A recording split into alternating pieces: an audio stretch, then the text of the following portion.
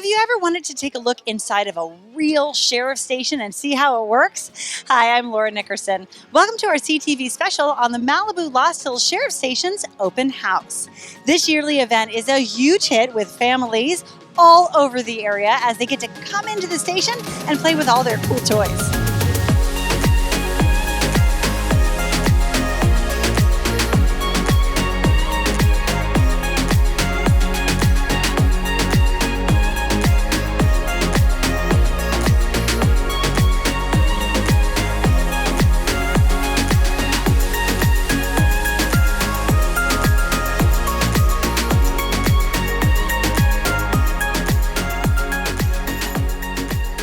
Today here at the event, you brought your helicopter in and now you're letting a lot of young kids that you don't know crawl all over inside of it. How's that for you?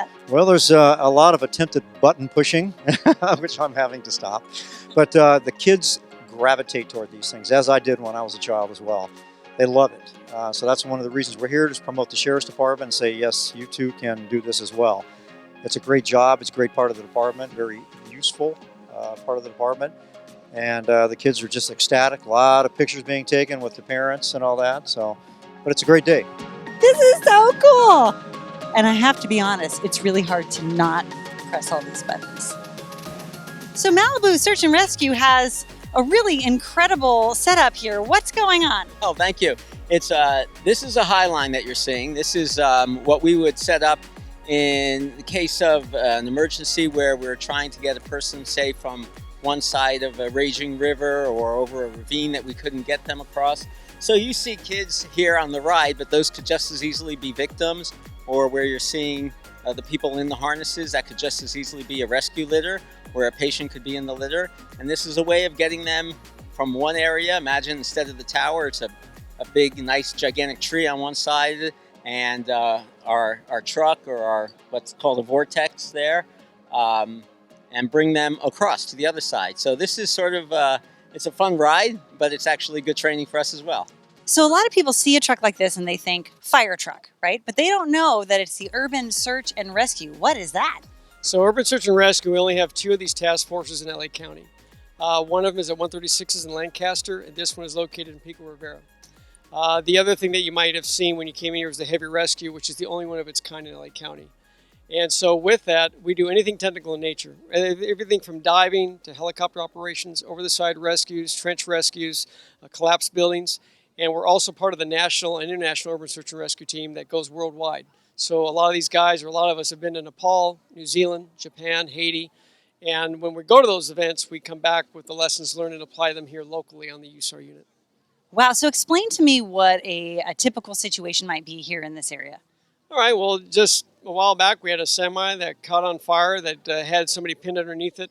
And so we will go there with the heavy rescue. We do the rigging, calculating, pick up whatever's on top of the patient, pull that vehicle free, and then go ahead and excavate the victim from the vehicle in conjunction with the truck companies and the conventional firehouses that are out there. So it sounds very technical, but I would imagine it's also a little daunting. Most people wouldn't be so willing to jump under a semi-truck. Yeah, well, we go through 400 hours of CE, continuing education, every year for all the 21 disciplines we're required to know how to do. And so it is very challenging, very difficult. And the ones that are very challenging are the when we go internationally and we're in earthquakes, such as Nepal and New Zealand, where we're having to deal with aftershocks. These guys are underground, they're under debris, and they're doing what we would do here on an earthquake that we would probably have here someday in Southern California. What is the normal career path for someone who ends up on your team? To get on this unit, you have to have what we call 1670 qualifications, which is a core of 8 courses from swiftwater rescue all the way through trench rescue, confined space, and rescue system courses. And then with it, you have to do continuing education. And on the average, our firefighters have an average of 10 years on the job, captains an average of about 20 to 25 years, and the engineers, the guys that drive these vehicles, about 15 years. Wow, that's incredible. Well, thank you for all the work that you do. This is really interesting. Thank you very much, man. Appreciate it being here.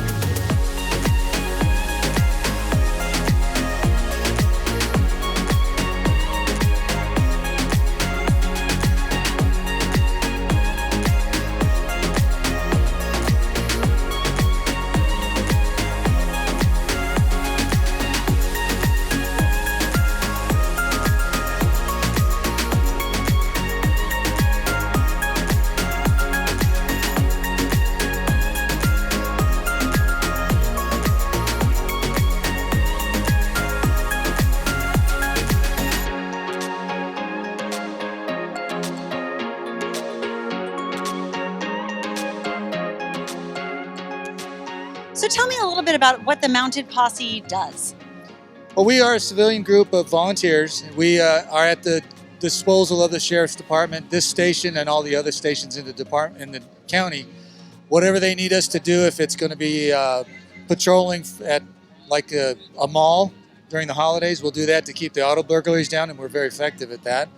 If we need to go do something in a community that's called in and said we've seen a lot of residential burglaries, we'll go and deploy out there.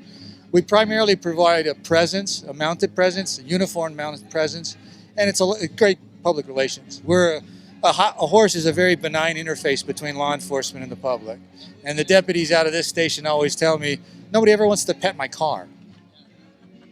That's a really great point. And it is interesting because I think a lot of people in this current technology, they think, what's the good of a horse riding through, for the police station? But that makes a fantastic point. Do you have a lot of interface with kids? I would imagine they love horses. Kids are great. They love the horses. That's one of our best part of the job is to interface with the little kids. And then we do beach patrol down in Zuma in the holidays. We get a lot of people down there. So it's great public relations for the department and for law enforcement in general. Where do you get the horses from? Are they your personal horses? We're different than the LAPD in that respect that all sheriff horses, be it the actual sworn officers or us, they are our horses. So we maintain them, we care for them, we train them. They are ours. Excellent. What's your horse's name? My horse's name is Duke. It's a perfect name. Thank you so much. Sure, thank you. So what is the Sea Cadet? The Sea Cadet is a youth program, and it is designed for kids as young as 10 all the way up to 17 years old. And what it is it's not a recruiting platform for the military, but it's an idea for them to get an idea of what military life is. They participate in all kinds of different drills and trainings. They learn military bearing, and they wear the official U.S. Navy uniform. And it's another youth program similar to like Boy Scouts of America or Civil Air Patrol. So what's the commitment level for this? For all it's a full family affair usually. What it is for the cadets, typically it depends on the unit, but with my unit, they attend drill and it's 1 weekend a month.